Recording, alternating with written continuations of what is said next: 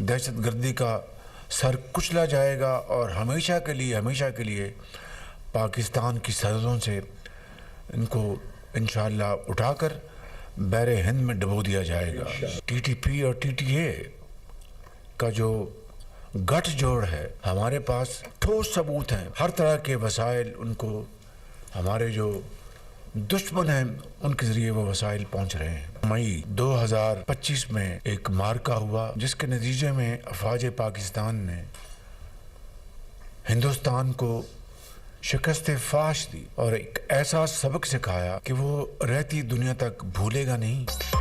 दहशतगर्दी को जड़ से उखाड़ फेंकने का आज़म। वजीर आज़म शहबाज शरीफ की कौमी पैगाम अमन कमेटी के अरकान से मुलाकात में गुफ्तगू। कहा दहशतगर्दों को पाकिस्तान की सरहदों से उठाकर बहराए हिंद में डुबो दिया जाएगा। दहशतगर्द फिर सर उठा रहे हैं, इनको कुचल दिया जाएगा। कहा टीटीपी टीटीए के गठजोड़ के ठोस सबूत हैं।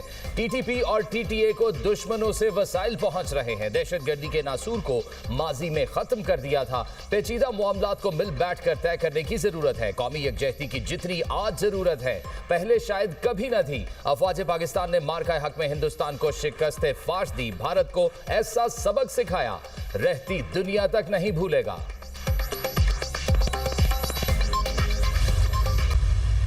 रिस्पॉन्स मैकेनिज्म जिसका मैं इतने अरसे से कह रहा था, उसका रिजल्ट आपके सामने है कि 12 कंफर्म जहन्नुम वसल, 2 का हमें शक है और कुछ उस पर जख्मी हुए। ब्लड स्पॉट्स हर जगह पे जहाँ से वो गए हैं वो हमें मिल रहे हैं। मैं शुक्रिया अदा करना चाहता हूँ on behalf of people of Balochistan उन शेर जवानों का जिन्होंने इनका मुकाबला किया और इनको भागने पे मजबूर किया। Now we have to focus on banks कि ये जो चोरी करने आता है और नज़रिया क्या क्या बातें और बलूचों को कहाँ से कहाँ तक पहुँचा दिया और आखिर में जाके बैंक डकैती तक ले आए हैं।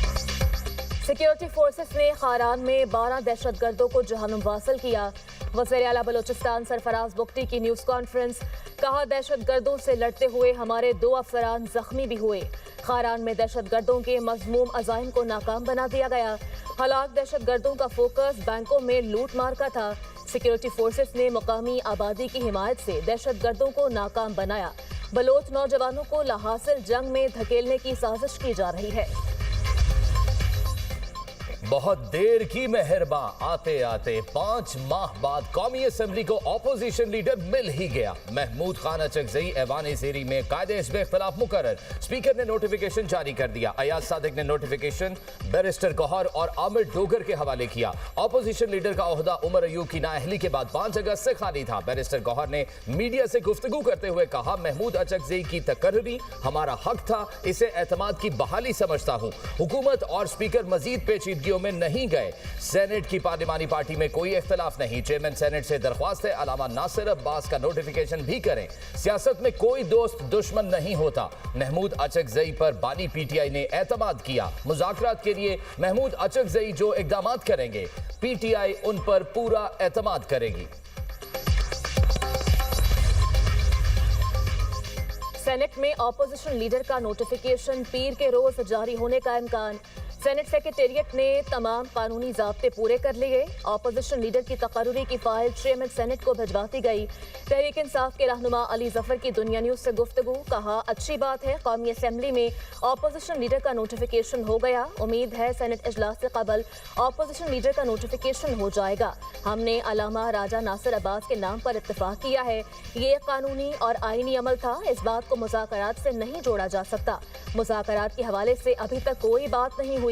सेनेट इजलास से खिताब में अली जफर ने शिकवा किया, बानी पीटीआई से मेरी मुलाकात क्यों नहीं करवाई जा रही, ये सियासी इंतकाम है।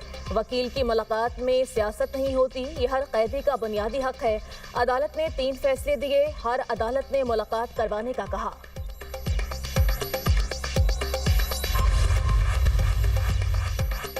बानी पीटीआई कैदे तन्हाई नहीं काट रहे, उनके पास मुशक्कती भी हैं जो उनका ख्याल रखते हैं। आजम नजीर तारड़ का सेनेट में इजहार ख्याल। कहा, बानी पीटीआई को जेल में मर्जी की खुराक और दीगर सहूलतें मुयसर हैं। जेल सुपरिटेंडेंट ने रिपोर्ट स्पीकर कौमी असम्बली के पास जमा कराई है। जेल मैनुअल के मुताबिक कैदी को सियासी गुफ्तगू की इजाजत नहीं होती।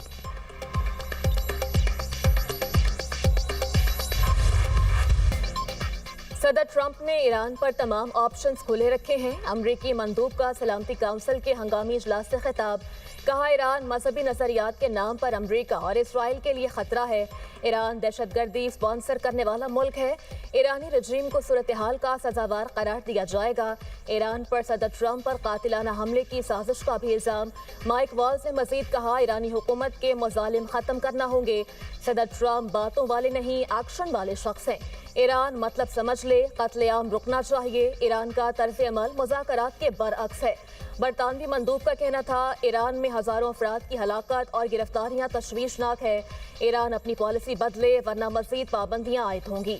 फ्रांस और लिथुआनिया का ईरान से तमाम गिरफ्तार मुजाहिरीन को रिहा करने का मुतालबा।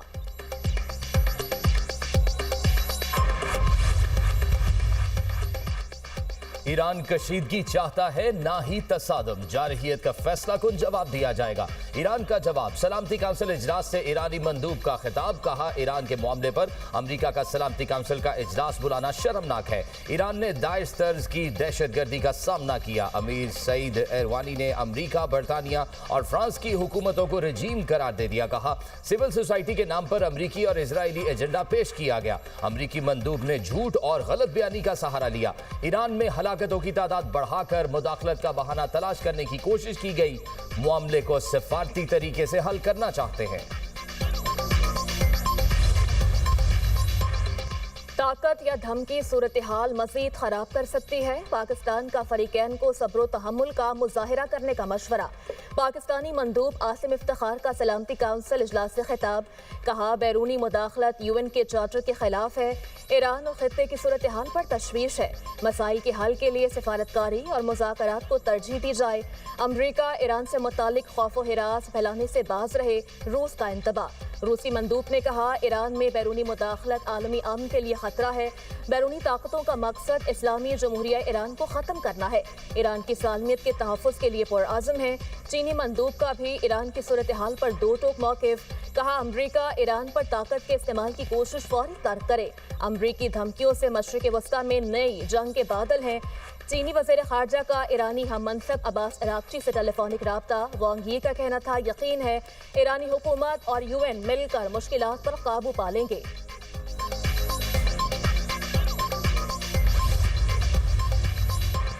ईरान में बहुत सी जानें बचाईं। ईरान ने कहा, वो मुजाहिरीन को फांसी नहीं देगा। ईरान से कशीदगी में कमी के बाद अमरीकी सदर डोनाल्ड ट्रंप का अहम बयान।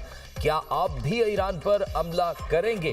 गैर मुल्की खबर रसां एजेंसी के सवाल पर बोले, मैं आपको ये नहीं बताऊंगा। तर्जुमान व्हाइट हाउस कैरोलिन लेविएट कहती हैं, ईरान में 800 फांसियों पर अमल दरामद रोक दिया गया। कत्लेआम जारी रहा तो संगीन नताइज होंगे। सदर ट्रंप ईरान की सूरत हाल पर नजर रखे हुए हैं। ईरान के मामले पर तमाम ऑप्शंस बदस्तूर खुले हैं।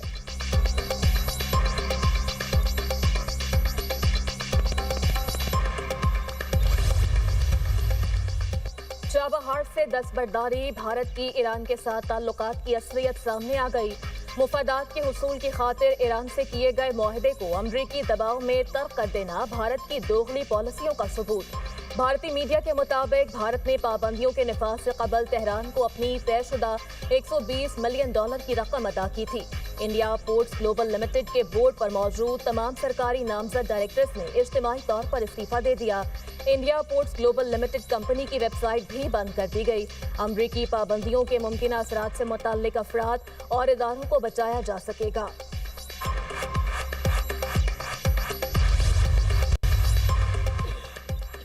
सेहत होगी तो मुखालिफिन को शिकस्त दे सकेंगे। वजीर आजम का सेहत कार्ड प्रोग्राम के इजरा की तकरीब से खिताब। कहा, सेहत की सहूलतें हर शहरी का बुनियादी हक हैं। सेहत कार्ड प्रोग्राम सूबों में फैला, लाखों खानदान मुस्तफीद हुए। हुकूमत आवाम को सेहत की सहूलियात का हक दहलीज पर फराहम कर रही है। 2016 में नवाज शरीफ ने सेहत का ये प्रोग्राम शुरू किया था। पंजाब में इस प्रोग्राम पर अरबों रुपए खर्च किए जा रहे हैं। बलोचिस्तान और खैबर पख्तूनख्वा में भी प्रोग्राम जारी है। सिंध में भी इजरा की तजवीज़ बहुत अच्छी है। वज़ीर आला सिंध से बात करूंगा। असासों की तफसीलात जमा न करवाने पर विफाकी वज़रा समेत 159 MNAs, MPA, सेनेटर्स की रुकनियत मअतल। मुसद्दिक मलिक, खालिद मकबूल सिद्दीकी, सईद गनी शामिल। सरदार अख्तर मेंगल, अरशद वोहरा, अली मूसा गिलानी, नूरुल हक कादरी की भी रुकनीत मुअत्तल कर दी गई। इलेक्शन कमीशन ने 150 अरकान कौमी और सूबाई असम्बली, 9 सेनेटर्स की रुकनीत मुअत्तल की। कौमी असम्बली के 32, पंजाब असम्बली के 50, सिंध असम्बली के 33, KP असम्बली के 28 और बलोचिस्तान असम्बली के 7 अरकान शामिल। स्पीकर कौमी असम्बली ने 32 अरकान को ऐवान में दाखिले से रोक दिया। हाजिरी न लगाने की भी हिदायत।